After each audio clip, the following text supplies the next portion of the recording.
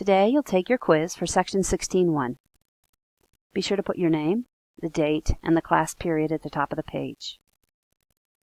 The first section is matching. Here's your word bank. A, 3630 north latitude. B, Bleeding, Kansas.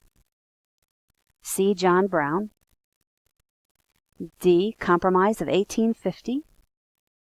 E, the Kansas-Nebraska Act. Number 1. This was the name used in 1856 newspaper stories about the events that happened in Lawrence, Kansas. 2. This put the issue of slavery to a popular vote.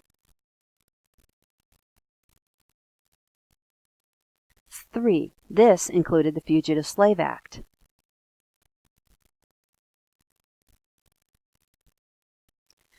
4. This was the line on a map that marked the division between slave states and non-slave states.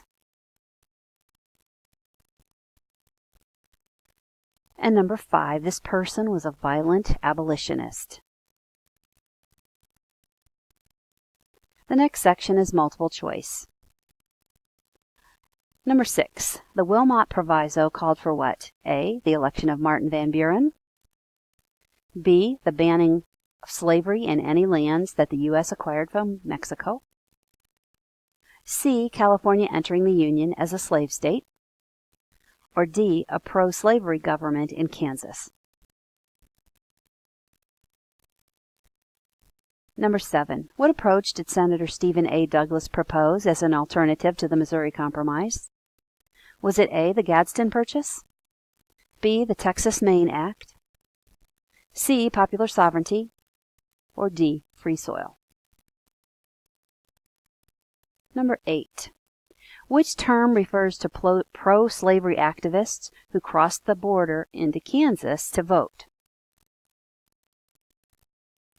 A, border patrollers. B, border ruffians. C, Iowans. D, Missourians. Number 9. In which state did rival pro-slavery and anti-slavery governments exist at the same time? Was that in A, California, B, Kansas, C, Missouri, or D, Texas?